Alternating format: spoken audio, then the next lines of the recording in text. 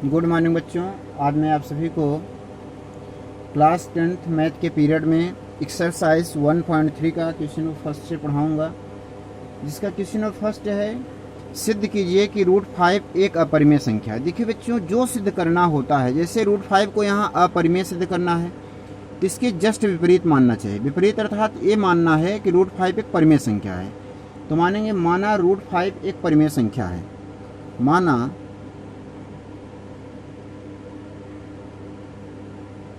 √5 एक परिमेय संख्या है।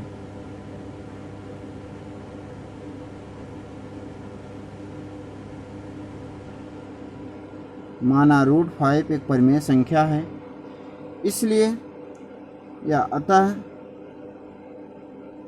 √5 इक्वल टू P/Q।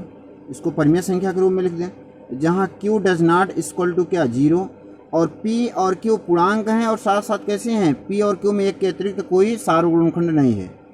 जहाँ Q does not equal to 0 और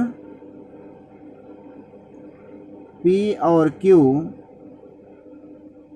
पूर्णांक संख्याएं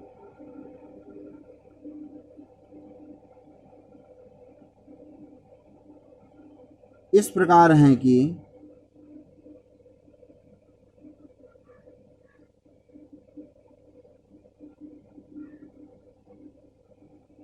P और Q में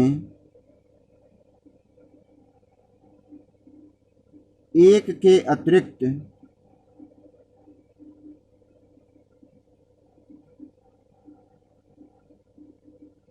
अन्य सार्वगुणनखंड नहीं है। अन्य सार्वगुणनखंड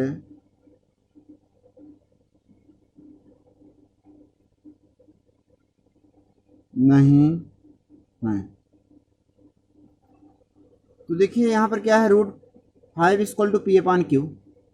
तो √5 इक्वल टू P/Q है। देखिए यहाँ मैंने क्या माना है कि √5 इक्वल टू क्या माना है, P/Q। दोनों पक्षों को वर्ग करने पर, दोनों पक्षों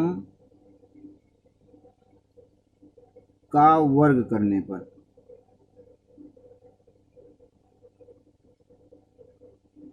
जब वर्ग करेंगे √5 का स्क्वायर 5 हो जाएगा, यहाँ हो जाएगा P²/Q²।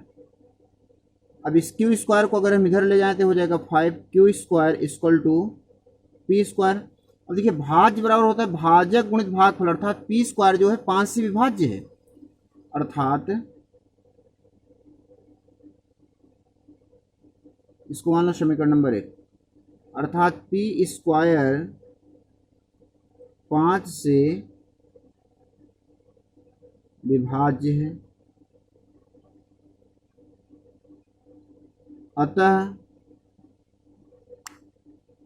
P भी 5 से विभाज्य होगा।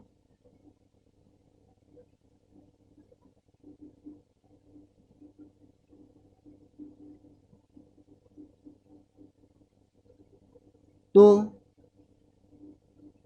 P इक्वल टू क्या लिख सकते हैं, 5x। भाई अगर P 5 से विभाज्य है तो अगर इसका मतलब ये हुआ कि अगर P में हम 5 से भाग देंगे तो कुछ न कुछ बार अवश्य जाएगा। तो हम यहाँ मान लें कि माना यहाँ रहेगा, तो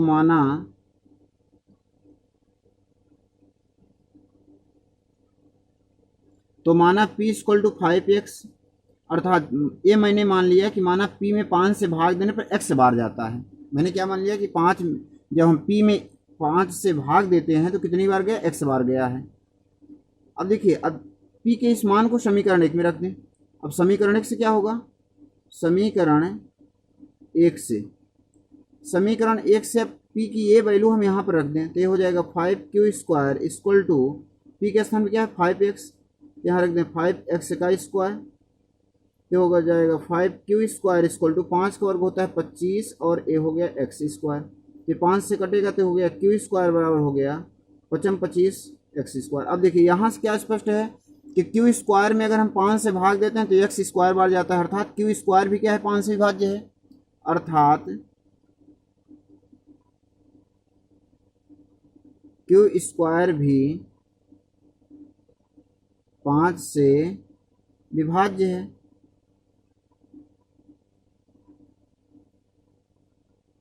अतः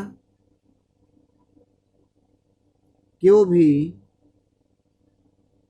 5 से विभाज्य होगा।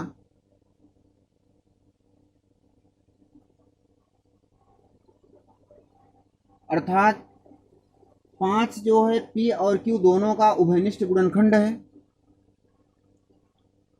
अतः 5 P और Q दोनों का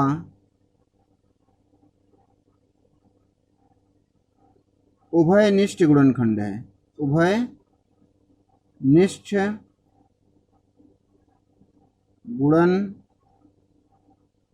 है। देखिए P भी 5 से विभाज्य है और Q भी 5 से विभाज्य हो गया। अतः क्या हो गया, P जो 5 है P और Q दोनों का उभयनिष्ठ गुणनखंड है।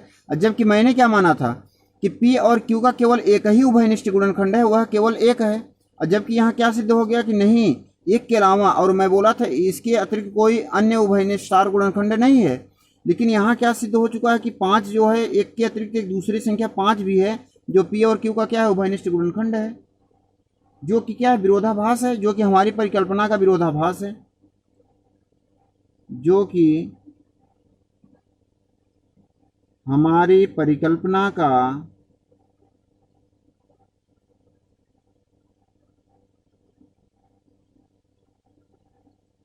विरोधाभास है।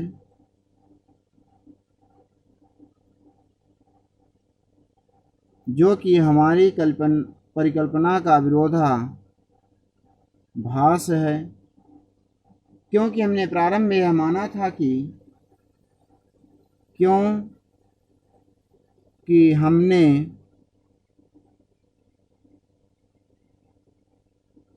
प्रारंभ में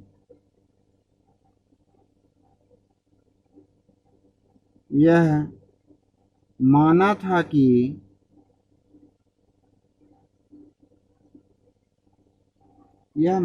कि P और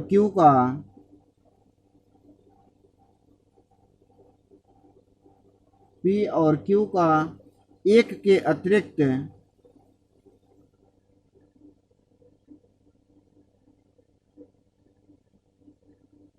अन्य कोई भी उभयनिष्ठ गुणनखंड नहीं है।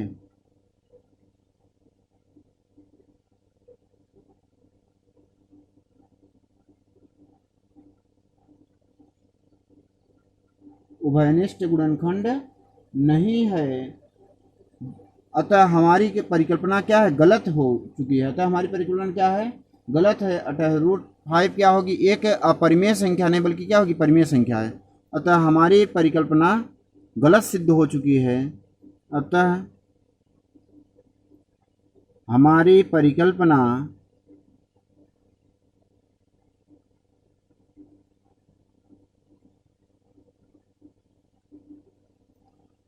असत्य सिद्ध हो चुकी है। असत्य सिद्ध हो चुकी है। असत्य सिद्ध हो चुकी है। अतः √5 अपरिमेय नहीं बल्कि परिमेय, अतः √5 परिमेय नहीं बल्कि अपरिमेय संख्या होगी। अतः √5, देखिए मैंने माना है परिमेय संख्या तो लिख दें। अतः √5 परिमेय नहीं, अतः √5 परिमेय नहीं बल्कि